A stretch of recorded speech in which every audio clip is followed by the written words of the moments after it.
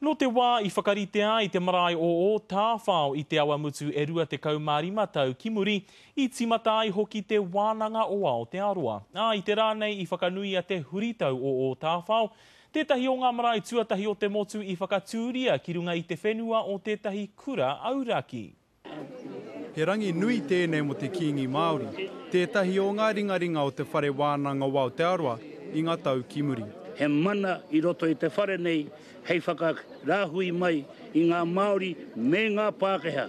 I te rangi nei e whakanui ana te motu I te ekenga o tēnei marae ki te rua te kaumārima o ngā tau. Whakaaro wei rātau, ka tika, me haere tonu tā rātau huarahi I roto I tēnei āhuatanga o te mātauranga, mai reira ka whakatūria te waipā kōkiri, mai reira ko te wānanga o te roa e mōheo whānuitia nei. Nō reira he rā whakahirahira tēnei ka tika. Ko ia te marae tuarua huri noa I te motu kia tū ki runga I te whenua o tētahi kura auraki.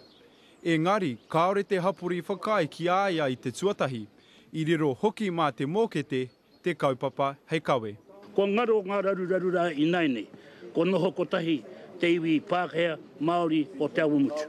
Ko kiingi tū heitia te kaitaka wainga ā iwi mo te wānanga I rāhui pōkeka I ngā tau kimuri.